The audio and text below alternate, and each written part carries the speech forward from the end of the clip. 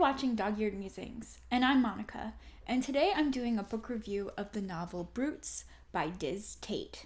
You might think that this title is familiar because this was one of the books that I included in my books I'm excited to read for going to Florida, where I selected 3 books that had Florida vibes that I was planning on reading on my recent vacation trip. And this was one of the books that I read on the trip on my flight back.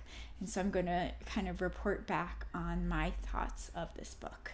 Before I jump into the review itself, I would like to make a reminder to check for any trigger warnings. I know that everybody is different when it comes to reading and what is material that is good or not good for you, so make sure to check the trigger warnings for this book.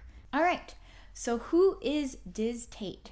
Well, Dizz Tat is an author and journalist who grew up in Florida and now lives in London. A lot of her writing, at least in Brutes, stems from connections to her real life.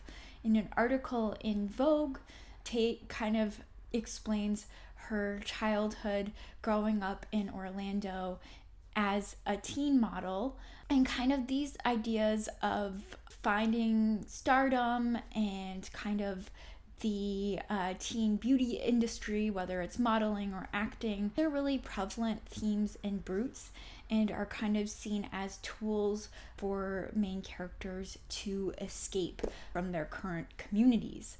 This was a really interesting lens to explore, specifically the modeling and acting components of this, because it is very popular in Florida, and why I connected so much to Brutes growing up. Like I have mentioned in previous videos, although maybe this is your first time watching one of my reviews, I was a theater kid and I actually grew up in Florida and spent a lot of my childhood there. And I did some community theater, and the community that I grew up in was one of the feeder places for Disney Channel stars. So I actually did a couple of productions with some Disney Channel kids who went off and did some pretty big stuff. I won't name drop, but I'm a pretty big deal. Just kidding. But anyway, it was just really interesting to see somebody else's experience in this world and to see how this tool of child stardom is really, in fact, a tool for these kids to want to break out and leave these communities. For Tate specifically, her stories that she focused on as a kid all surrounded on the ideas of escapism and wanting to leave and find freedom. And this was a resonating theme that just surrounded Brutes and kind of encapsulated the whole book. So what is Brutes about? Brutes follows the stories, the intertwining stories of a group of children who live in Florida, and their lives are upended when one of the girls goes missing in this group. And this also follows a star search where these kids are hoping to leave their community in hopes to make it to LA. And this book kind of goes forwards and backwards into each of the members of the group and how their lives have changed exponentially since the events of one of the children going missing. This is an exploration of anger, and specifically anger in response to fears of loneliness and abandonment. It's also an analysis of motherhood and the relationship of daughterhood, as well as a cultural critique on the beauty industry and acting. And it's a really interesting delve into all of those. I'm just gonna go ahead and spoil kind of my view of this book. I love this book. And so this review might be a little bit swayed in one direction, and that direction is the pro direction. But I'll go ahead and talk about what might take certain readers out of the book. Now, I'm just saying that with the caveat that these points didn't take me out of the book, and I actually thought that they serviced the book very well. But if you're someone who might not like these components that I bring up, you might want to steer away from this book. But maybe this book is the exception for you, and you might like this book anyway. So, what are the points? One thing that I found that might draw a reader out of the book is the narrative style of Brutes. So Dizz Tat writes a majority of this book in kind of a choral voice. So the narrators always are reflecting on we. The whole book stems on this group of children and kind of how they operate within the community and how the impacts of the adults in their lives impact all of them.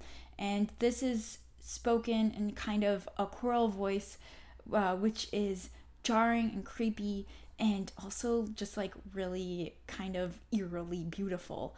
Now, I thought this was a technique that was done very, very well. But I also do know that there are some readers who find different styles of narrative voices frustrating to read. So if you don't really like the choral voice, this might be something that takes you out of the book. Another thing that might take you out of the book, depending on who you are, is the non-linear style of this writing. So like I mentioned before, this book jumps back and forth from present day back to the past to when one of the children goes missing.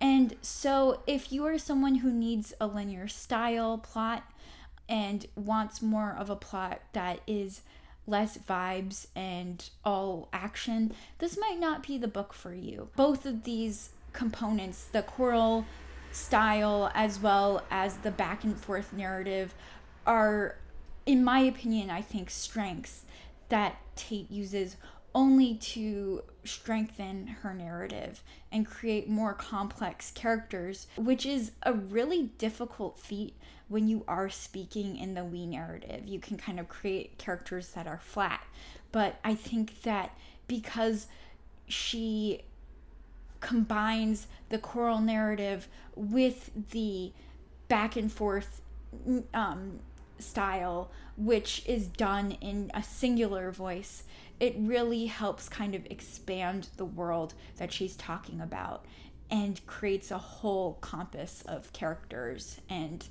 families that we are able to analyze. So what are my pros? So what drew me into this book, besides the fact that Mariana Enriquez is the first name to blurb this book, which, if you don't know, Enriquez is one of my favorite authors.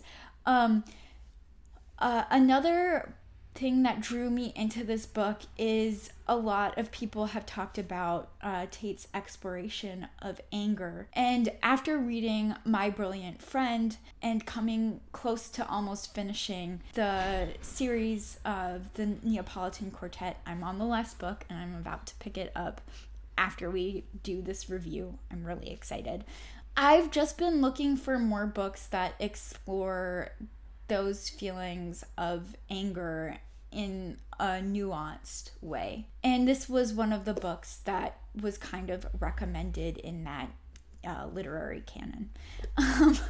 And I think that Tat explores this feeling of rage in a very interesting way. For Tat's characters, their feelings of anger stem from the fear of loneliness, fear of being ostracized, of being alone and not fitting in with the group.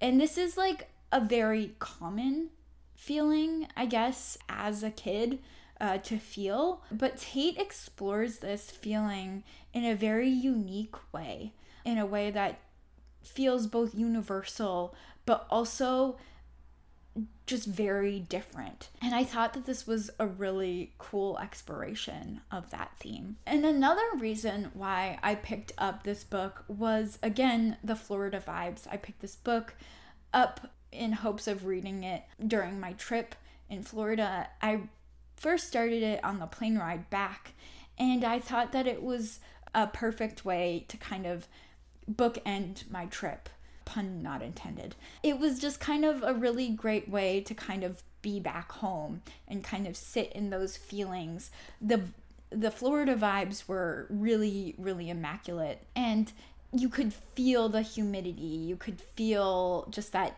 angst that happens when you're sitting in a room that is un-AC'd for long enough. It is all of the weight of humidity and just sweat, and it is done in such a way where you know that Tate is from Florida, and it's written in such a insider lens, but it is not an exclusive lens. So if you're not from Florida, you could definitely still enjoy this book, but it just had that vibe.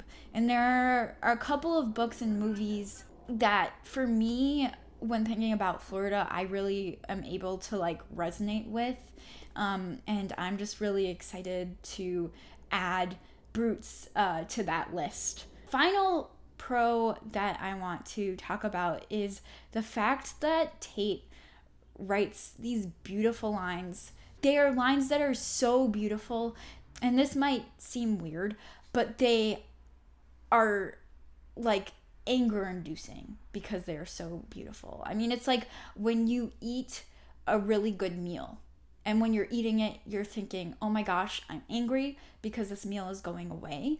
And it's also aggravating because I can't replicate this experience that is so beautiful. And there are lines that are so like jarring, but also awe-inducing. And I felt myself at times with my jaw on the floor at how like lyrical.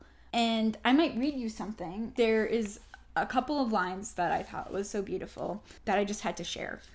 So this is one of them. I wished I could love them all without resentment.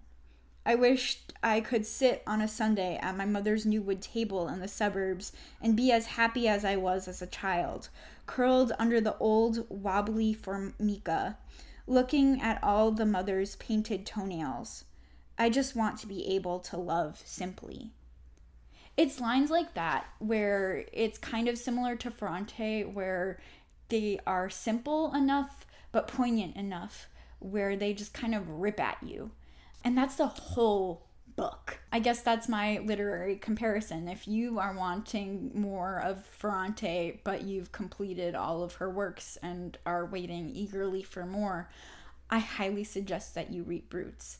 And this is no disservice to either of those authors. I think they speak in conversation with each other, much like Jhumpa Lahiri. Those are my thoughts on Brutes. I finished this book eager to talk about this book with more people. So if you're interested and you check out the trigger warnings, feel free to let me know if you pick it up, what you think. Maybe you liked it, or maybe you thought, oh gosh, this is rough. But either way, I want to know what you're thinking. This has been Dog-Eared Musings. I'm Monika. Happy reading.